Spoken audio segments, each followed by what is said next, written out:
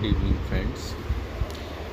आज हम बात करेंगे हृदय रोग के पूर्व रूप की, प्रोडर्मल सिम्टम्स ऑफ हार्ट डिसीज। हृदय रोग के पूर्व रूप का शास्त्रोक्त वर्णन नहीं है, तो वो हमें जो है वो अध्ययन करके और अभ्यास करके निकालना होगा। सबसे पहले हमें यह पता होना चाहिए कि रोगी जो है वो किस अवस्था में आया है।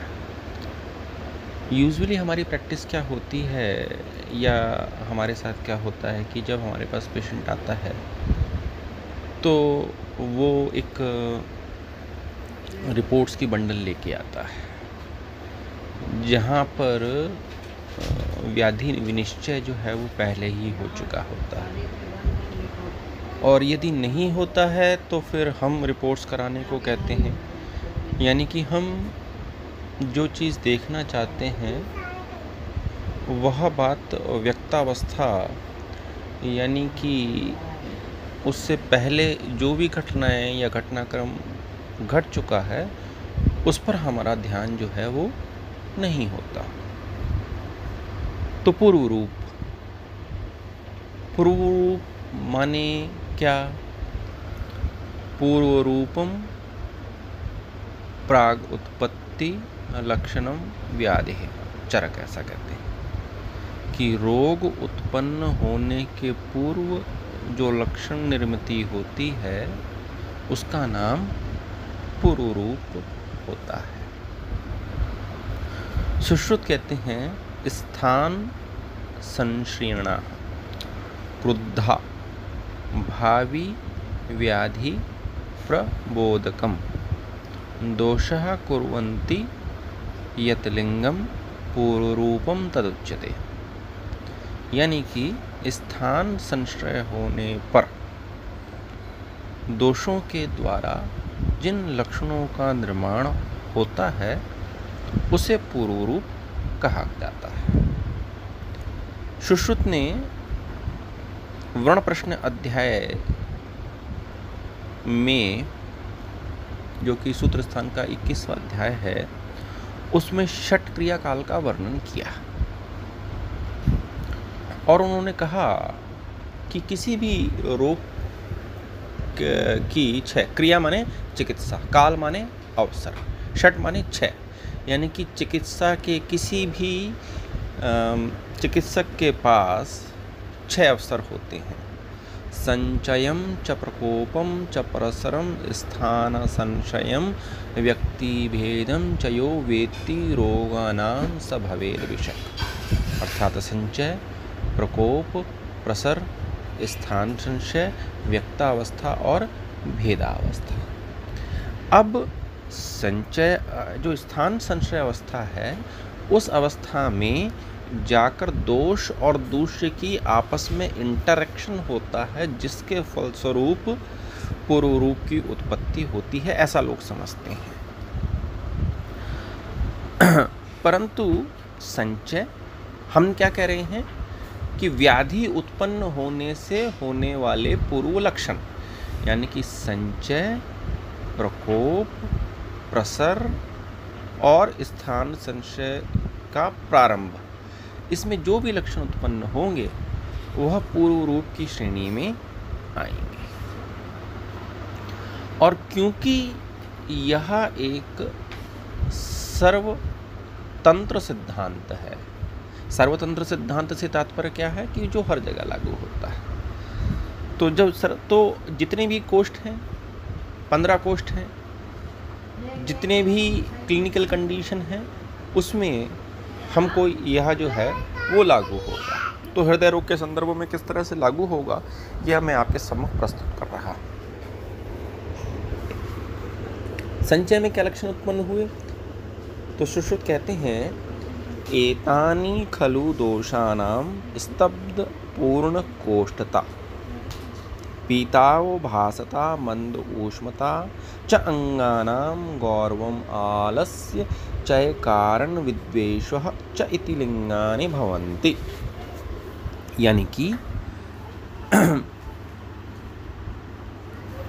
वात के द्वारा स्तब्धता और पूर्ण कोष्ठता, पित्त के द्वारा पीतावभासता और मंद ऊष्मता, और कफ के द्वारा गौरव और आलस्य, और अंततः उससे क्या होता है? चय कारण विद्वेष, जिसके कारण संचय हुआ है उससे आपको घृणा हो जाती है, द्वेष हो जाता है। क्योंकि हृदय भी एक कोष्ठ है। सुषुप्त पंचदश कोष्ठ में से हृदय एक कोष्ठ है, और उसको क्या कहा गया? हृदय में क्या हो जाएगा? स्तब्ध कोष्ठ और पूर्ण कोष्ठ। इसका मतलब ये है पूर्ण रूपेण स्तब्ध कोष्ठ हृदय हो जाता है, ऐसा तात्पर्य। यानी कि पूर्ण रूप से कोष्ठ जो है वो भर जाएगा, वहाँ पर किसी भी प्रकार की मूवमेंट नहीं होगी। और अंतः कोष्ठ माने महास्त्रोतस, और वहाँ पर स्तब्ध पूर्णता हो जाएगी महास्त्रोतस। अब क्या बता रहे हैं? पीतावभासता और मंद ऊष्मता। अब ऊष्मा जो है वो मंद हो गई, जिसके कारण अविपाक की स्थिति उत्पन्न हुई, और जिसके कारण कफ यानी कि गौरव और आलस्य जैसे लक्षण उत्पन्न हुए। ये एक साथ जुड़े हुए हैं। तो हृदय पूर्ण रूप से स्तब्ध हो गया।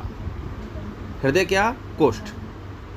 कोष्ठ स्तब्ध पूर्ण कोष्ठ था, तो हृदय कैसा है? कोष्ठ है, और वो पूर्ण रूप से स्तब्ध हो गया, जिसके कारण किसी भी प्रकार की क्यों हो गया? क्योंकि मंद ऊष्मता थी, जिसके कारण क्या हुआ? हृदय गौरव हो गया, आलस्य उत्पन्न हो गया, और उसके कारण एक मानसिक स्तर पर लक्षण दिखाई दिया, जिसे हम कह रहे हैं चय कारण विद्वेष। अब संचय अवस्था में हृदय में जो संचय अवस्था हो रही है उसका हमको दो स्तर पर विचार करना होगा।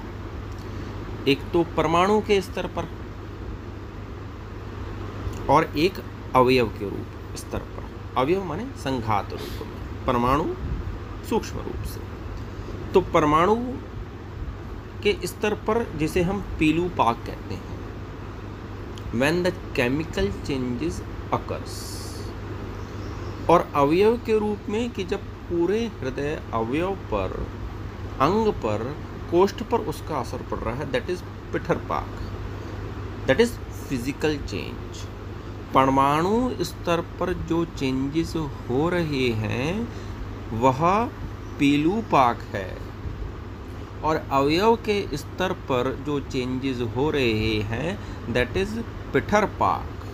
पीलूपाक माने केमिकल चेंजेस, पिठरपाक माने फिजिकल चेंजेस।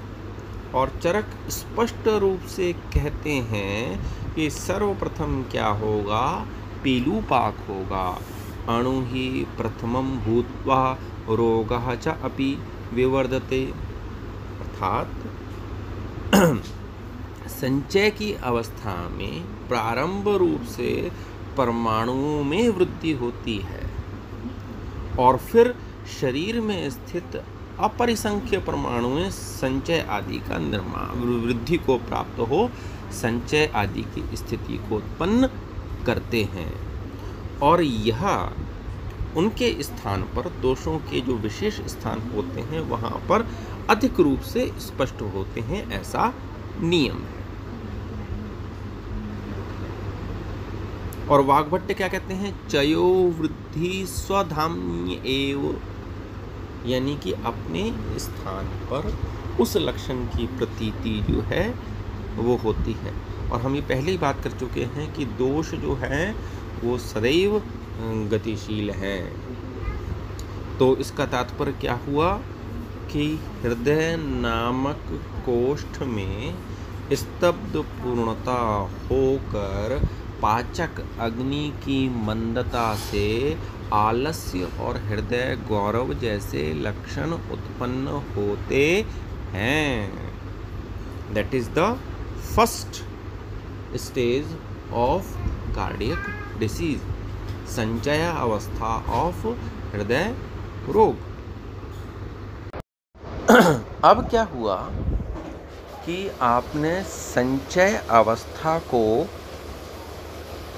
इग्नोर किया, यानी कि जो चिकित्सा का प्रथम अवसर आपके पास था आपने गवा दिया। वो रोगी के द्वारा गवाया गया, ये चिकित्सक के द्वारा गवाया गया, पर चिकित्सा का अवसर जो है यदि आप उसको खो देते हैं तो आप द्वितीय अवस्था में आ जाते हैं, जिसे प्रकोप कहा जाता है। प्रकोपस्तु उन्मार्गगामिता, और हम पहले ही इस बात की चर्चा कर चुके हैं कि उन्मार्गगामी का मतलब क्या है। उन्मार्गगामी से तात्पर्य यह है कि रोगी जो होता है वो साम्यावस्था, रोग जो है वो साम्यावस्था को छोड़कर वैषम्य अवस्था को प्राप्त हो जाता है। रोगस्तु दोष वैषम्यम, यानी कि जो दोष साम्यावस्था में थे वह अब विषमता की ओर चले गए, उन्मार्गगामी हो गए। यदि हम पहले भी चर्चा कर चुके हैं कि लोग अक्सर क्या समझते हैं कि इसका तात्पर्य क्या है कि अपना स्थान छोड़कर बाहर जाने, अपना स्थान छोड़कर नहीं, अपने ही स्थान पर उनकी वृद्धि हुई है, लगातार गामित्व है, लेकिन जो पहले साम्य अवस्था थी दोषों की, दोषा साम्य आरोग्यता रोगस्तु दोष वैषम्यम, तो रोग जो है वो विषमता की अवस्था में, दोष जो है वो विषमता की अवस्था में आ गए, जिसको हमने क्या कहा, विकार कहा। अब क्या होगा कि इस अवस्था में तेषाम माने दोष, तेषाम प्रकोपात, दोष के प्रकोप होने पर कोष्ठ तोद संचरण, कोष्ठ पुनः 15 प्रकार के कोष्ठों में से एक कोष्ठ हृदय, उस हृदय में क्या होगा, तोद, और तोद रूपी हृदय संचरण, यानी कि गति वृद्धि जो है वो हो जाएगी, जिसे आप क्या कहेंगे, हृत स्पंद। हृदय तोद हो गया, हृदय स्पंद हो गया। तेषाम प्रकोपात, तेषाम दोष, प्रकोपित होकर हृदय में तोद, हृदय में संचरण, हृदय स्पंद जो है वो बढ़ जाएगा वात के रूप में। अम्लक, तेषाम प्रकोपाद कोष्ठ तोद संचरण अम्लिका पिपासा परिदाह, तो हृदय प्रदेश में जलन होने लगेगी और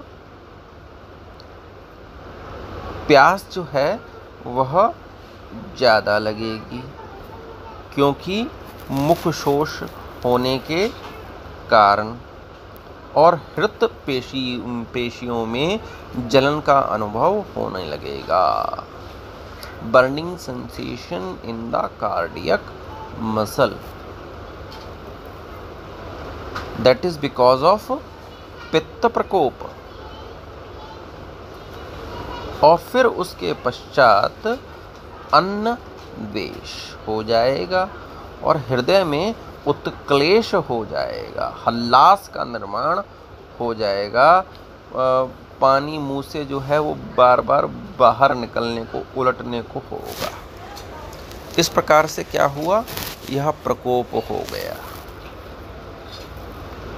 और रोगी अभी भी मूर्ख था और उसने चिकित्सा अभी भी नहीं कराई। ओमिप्राजोल यदि पित्त लक्षण थे, या कोई पेन किलर या कोई डाइजेस्टिव सिरप लेकर वो अपना काम चलाता रहा और अंततः वह किस अवस्था में पहुंच गया? प्रसर अवस्था में। एवं प्रकुपितानां प्रसरतां वायो विमार्ग गमन आटोपो। ये जो प्रसर कर रहा दोष है, अब विमार्ग गमन यानी कि जो उसका मार्ग है, उस मार्ग को छोड़कर किसी अन्य मार्ग में गति करने लग जाता है, जिससे आटोप, विमार्ग गमन और आटोप। आटोप से तात्पर्य आटोपः चल अचलनम इति माधव निदान। According to Vedas, atop means arrest of air with movements within the amashay समुत्थित as per Vedas। तो आपको आटोप जो है वो अच्छी तरीके से मालूम होना चाहिए कि due to various condition the gas is the vata is arrested in amashay, but the movement of air within is present. This stage is known as आटोप। तो एक बात थोड़ा सा मैं आपको और क्लियर कर दूं कि कई लोगों को ना आटोप, आगमन और अनाह में जो है वो अंतर जो है वो थोड़ा सा समझ में नहीं आता है। आगमन वात पूर्ण चर्म पुटकम स्थानीय, माधव निदान 22 मधुकोश व्याख्या। Abdomen looks like a drum covered by a skin layer, means that the abdomen bloating condition is known as Adman. The drum-like distension of the abdomen is known as tymphanitis. It is nothing but the gaseous distension of intestine. आंतों का वायु के द्वारा फूल जाना, drum like gaseous distension इन intestine. ये जो आदमान है या फ्लैटुलेंस है वो दो प्रकार का होगा, प्रत्यागमन और आगमन। Pratyagamana originated due to amashaya condition, adhmana originated due to pakvashaya condition. आगमन दो प्रकार का, प्रत्यागमन और आगमन। प्रत्यागमन ड्यू और कहाँ से उत्पन्न होगा? अमाशय समुत्थ। और आगमन कहाँ से उत्पन्न होगा? पक्वाशय समुत्थ। तो इस बात को आपने अच्छी तरीके से ध्यान में रखना है। तो जो आगमन होगा यह जो है वह समानवात की, प्रत्यागमन जो होगा वो समानवात की वजह से, और आगमन जो होगा वो अपानवात की वजह से होगा। और ये जो आगमन की कंडीशन उत्पन्न होती है उसको भी आपने अच्छी तरीके से पहले समझ लेना है, ठीक है ना। प्रत्यागमन माने क्या? विमुक्त पार्श्व हृदयम तदैव अमाशय उत्थितम, gaseous distension produced at amashaya and accumulated between नाभि स्तन अंतरोत्थितम umbilicus and breast, that is the umbilicus and thorax. This condition is upper gastrointestinal gaseous distension called as pratyagman, and this condition is due to kaphavrat vat. And agman Agman is lower gastrointestinal distension. This is purely Vata condition. Pratyagman is Kaphavrat Vata condition. Agman is purely Vata condition. These are only features of underlying disorders. Pratyagman is a feature of acute dilation of the stomach. Kaphavrat Vata at Amashay, atonic dyspepsia.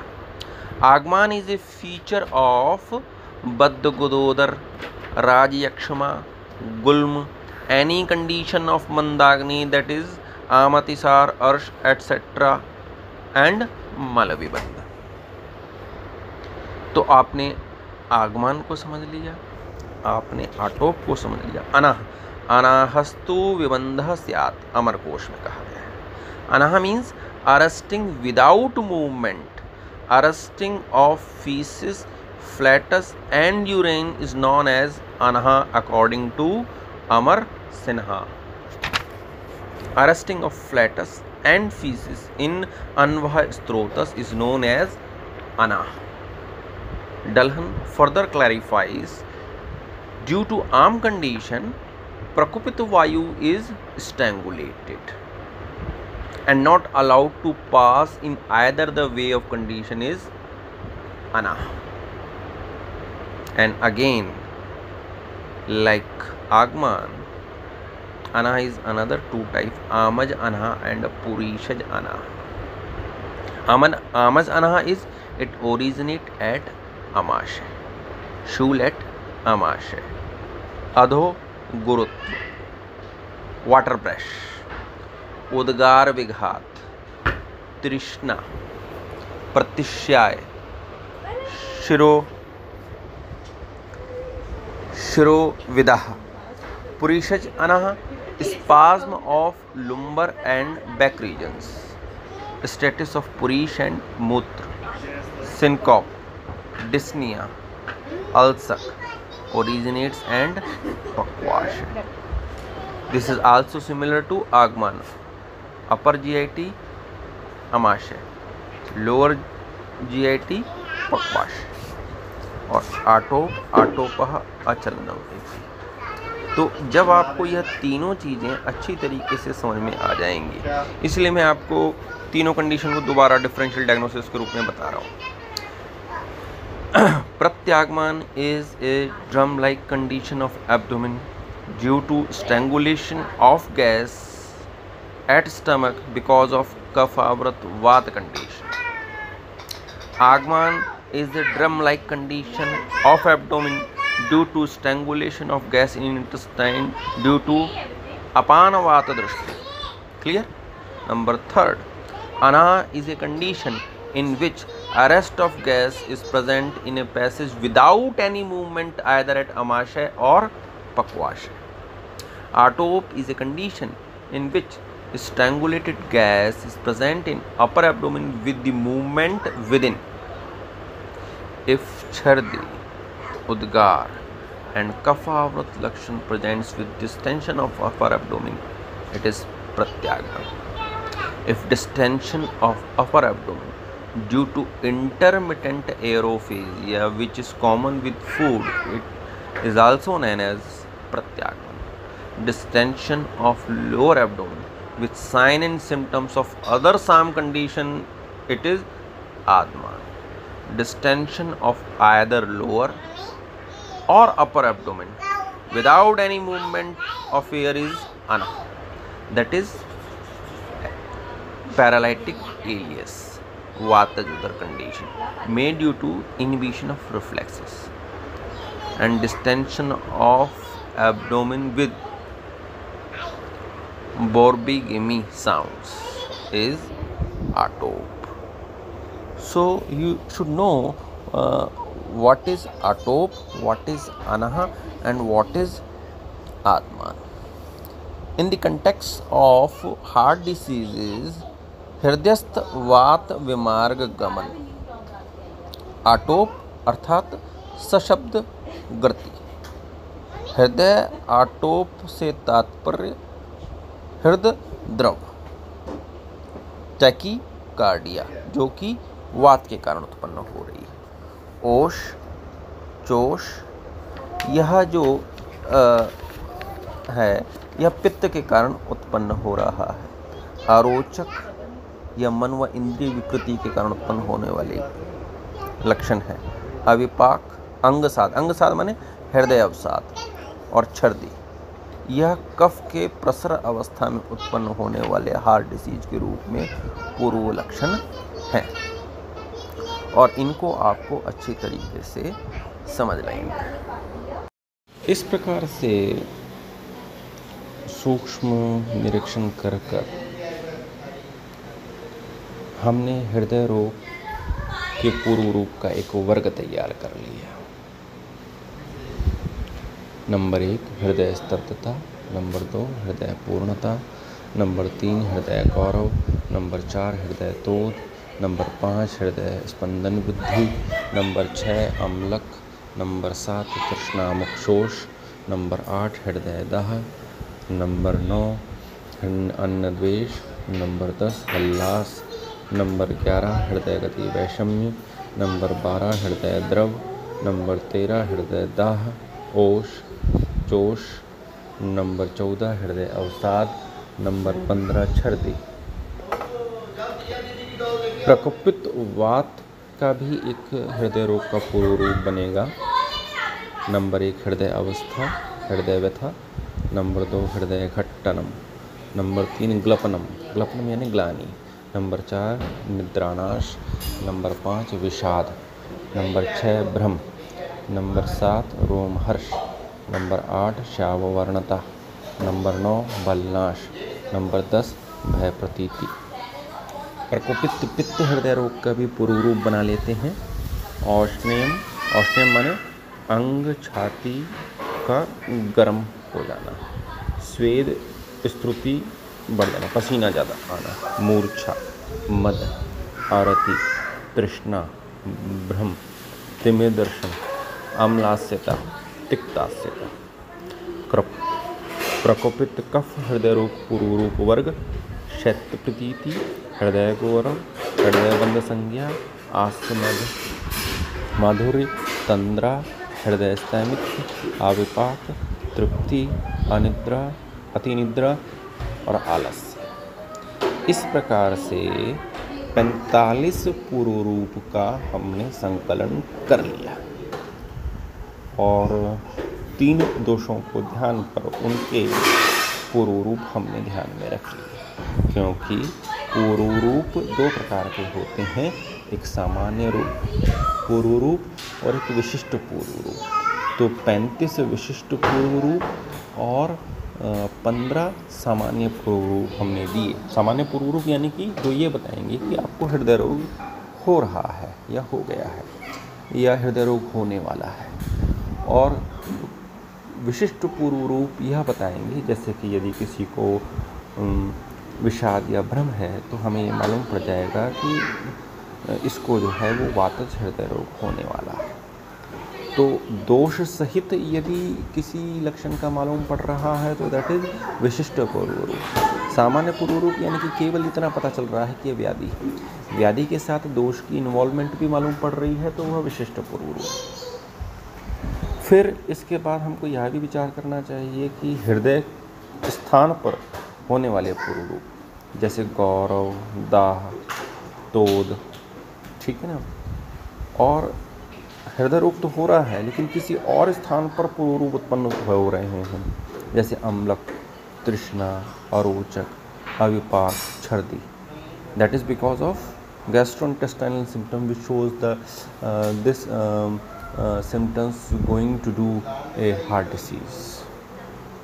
और दोषों के स्थान पर होने वाले पूर्व रूप अम्लक, तृष्णता, अम्लास्यता, तिक्तास्यता, आसमैधुर्य, शैत्य प्रतीति।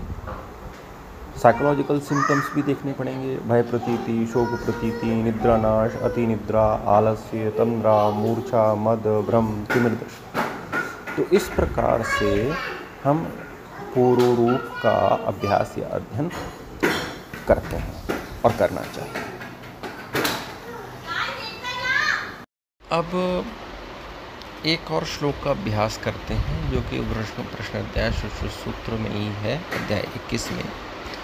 सुश्रुत कहते हैं, कृत सुनो अर्धे अवयवे व अपि यत्रांगे कुपितो वृषम दोषो विकारम नभसि मेघवत तत्र वर्षति न अत्यर्थ कुपितः च अपि लीनो मार्गेषु तिष्ठति निष्प्रतीकः कालेन हेतु मासाद्य कुप्यते। यानी कि जिस प्रकार से आकाश में स्थित बादल बरसते हैं, उसी प्रकार से दोष भी जो है वो, अब आकाश तो क्या है, संपूर्ण आकाश, लेकिन जहाँ बादल होते हैं वहीं पर वर्षा होती है।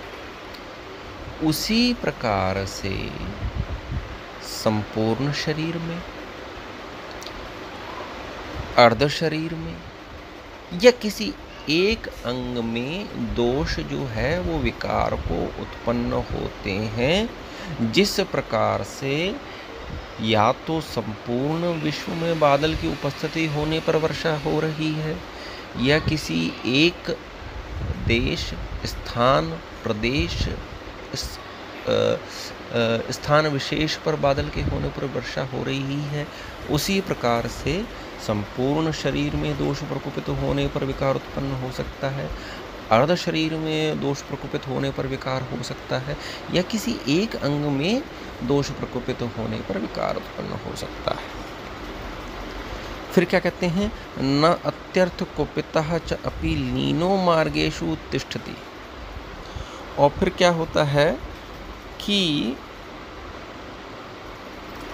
कभी कभी दोष जो होता है वो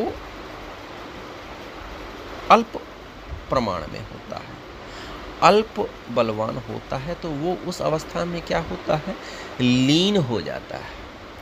और लीन होने पर वह बैठा रहता है और इंतजार करता है किसका, निष्प्रतीक कालीन हेतु, काल का, हेतु का, कि वो अवसर पाकर जो है बलवान होकर रोग को, पूर्व रूप की उत्पत्ति या रोग की उत्पत्ति करे। तो तात्पर्य क्या है, तात्पर्य यह है कि प्रत्येक समय रोग के पूर्व रूप वैद्य को दिखें ऐसा अनिवार्य नहीं। स्वाभाविक रूप से और वैवाहिक रूप से यदि आप हिस्ट्री टेकिंग करते हैं अंग पूर्वक, तो आप उसको निकाल सकते हैं, ऐसा मेरा मानना है। और कई बार क्या होता है कि हमको क्लिनिकल स्टेज भी समझ में नहीं आती है। जैसे कोई कहता है जी मेरी छाती में जलन होती है, कोई कहता है कि भाई मेरे को बर्निंग सेंसेशन होता है, कोई कहता है कि मुझे उल्टी लग जाती है। तो हम क्या समझते हैं कि भाई या तो ये विदिग्धा जीर्ण का पेशेंट है या ये अम्ल चित्त का पेशेंट है, और ये समझ के चिकित्सा दे देते हैं। परंतु कालांतर में जब वो अजीर्णता या अम्ल पित्तता जो है जिसको समझकर आप चिकित्सा कर रहे थे, रोगी को एंजाइना हो जाता है और अंततः हमको मालूम पड़ता है कि he is suffering from cardiac disease. ऐसा कई बार मेरा अनुभव रहा है। तो रूप और व्यक्ति और भेद और रोग विघ्नों की लक्षण उत्पत्ति पर ही यदि आप चिकित्सा करने में सामर्थ्य रखते हैं तो आप वैद्य नहीं हैं। आपको तुरंत उसको पकड़ लेना है यदि आपका अभ्यास जिस प्रकार क्रम से बताया गया है वह अगर आप करते हैं तो। अब एक बार यदि आपने अत्यदन माने आवश्यकता से अधिक खाना खा लिया तो गौरव उत्पन्न कर हो गया, तो लक्षण निर्मिति तो नहीं हो रही है, लेकिन लगातार अत्यादान करने से वो कफज रोग हृदय रोग का कारण बनेगा, ऐसा तय है। अल्प बलवान दोष, लीन दोष रहता है, तो ऐसा कंडीशन मैंने हमेशा एथेरोस्क्लेरोसिस, आर्टेरियोस्क्लेरोसिस में देखा है, जहाँ की थोड़ा थोड़ा करके धमनियों में क्या है, मेद जमा होता रहता है। और वह कब निकलता है, जब वो काल या हेतु सापेक्ष में आते हैं, तो एकदम जो है हमको मालूम पड़ता है कि एकदम ही आपने, और यार उसको तो रात को हार्ट अटैक आ गया, उसको तो एकदम कार्डियक अरेस्ट हो गया। तो इन चीज़ों का हमको ध्यान में रखना है। भरपूर भोजन करने के पश्चात उसके बाद यदि आप मैथुन करते हैं तो भी जो है वो मायोकार्डियल इन्फार्क्शन होने का डर रहता है। तो हमें यह भी रोगी को पहले ही बता देना चाहिए। फिर कई बार हृदय में जड़ता लगती है, यानी कि ऐसा लगता है कि जैसे जकड़ा हुआ है, बेचैनी होती है, और बलवान रोगी जो होता है वो उसकी उपेक्षा कर देता है, और चिरकालीन जब वो हो जाता है तो वो हृदय रोग की संप्राप्ति का निर्माण कर देता है। कई लोगों को आमाशयगत वात होती है जो कि हृदय ग्रह व हृदय रोजा का निर्माण करती है। कोष्ठ आश्रित वात जो है वो हृदय रोग का कारण है। वेग अवरोध भी जो है वह हृदय अवरोध को उत्पन्न करता है। इस प्रकार से इतर स्थान, दोष स्थान, स्त्रोतस, इसका सूक्ष्म परीक्षण कर लेना चाहिए। रोगी को पूर्व इतिहास भी उसका प्राप्त कर लेना चाहिए कि उसको प्राणवह, रसवह, रक्तवह, मांसवह, मेदवह, स्त्रोतस की कोई बीमारी तो नहीं रही। और इसके अलावा उसको यदि रही है तो उससे पहले ही रोगी को आप सचेत कर दीजिए, जागरूक कर दीजिए परीक्षण के कि इसके बाद यदि अगर आपने ध्यान में नहीं रखा तो you might be suffering from cardiac disease.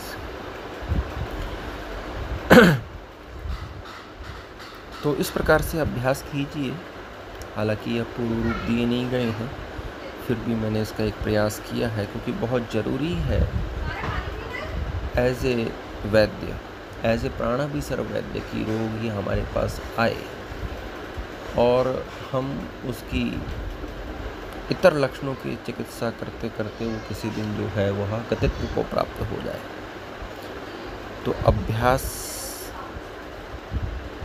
अभ्यासात प्राप्य दृष्टि कर्म सिद्धि प्रकाशन, अभ्यास कीजिए तो आपकी कर्म सिद्धि जो है वो हो जाएगी। ऐसा मैं ये आदर्श वाक्य को लेकर चलिए और कार्य कीजिए। Thank you. हृदय रोग के पूर्व रूप के संदर्भ में मैं एक श्लोक का और चर्चा करना चाहूँगा अभ्यास के रूप में। काश्यप संहिता में वेदना अध्याय है, या बाल रोग जो है वो बाल रोग विशेषज्ञ माने जाते थे काश्यप जी, और उनका एक अध्याय है वेदना अध्याय। उस अध्याय में उरोघात का वर्णन करते हुए काश्यप लिखते हैं, मुहुर्मुखेन न उच्छसिति पीत्वा पीत्वा स्तनम तु यः स्त्रवतो नासिका च अस्य ललाटं च अभितप्यते स्त्रोतांस्य अभीक्षणं स्पर्शति पीनसे क्षौति कासते उरोघाते तथैव स्यात् अनिष्ट अत्य पुरुषा आदिकम। ये वेदना अध्याय में लिखा है। और यहाँ पर उर स्थान पर होने वाली व्याधियों के लिए प्रतिनिधि स्वरूप उरोघात का शब्द का प्रयोग किया है। और काश्यप ने इस प्रकार का वर्णन हृदय रोग की व्याधियों के लिए किया गया, ऐसा हमें समझना चाहिए। क्यों? उरोघात जो थॉरक्स रीजन है उसमें स्थित वेदनाएं जो हो रही हैं, वो थॉरक्स में स्थित अंग में हमें मालूम है कि कोष्ठ के रूप में हृदय जो है वो एक अंग आ रहा है। और वो क्या कहता है, मुहुर्मुखेन उच्छ्वसिति पीत्वा पीत्वा स्तनम तयु, यानी कि मुख से जो है वो बच्चा सांस लेता है। और बार बार जो है वो स्तन से दूध पीते पीते उसकी सांस जो है वो फूल जाती है, उसके हृदय की धड़कन जो है वो वैसे की बड़ी होती है लेकिन वो आवश्यकता से अधिक बढ़ जाती है। तो हमें कैसे देखना है कि बेचैन रहना, धड़कनों का बढ़ा होना, हृदय भाग में शूल होना, नाड़ी गति का विषम होना, बार बार नींद आना और नींद से एकदम जाग जाना, श्रम करते ही हृदय में वेदना होना, श्वास उच्छ्वास में तकलीफ होना, इस प्रकार के लक्षण जो हैं वो आप चाहे बच्चों में देख लीजिए चाहे बड़ों में देख लीजिए, वो होने वाले कार्डियक डिसीज़ को प्रोड्रोमल सिम्पटम के रूप में बताते हैं।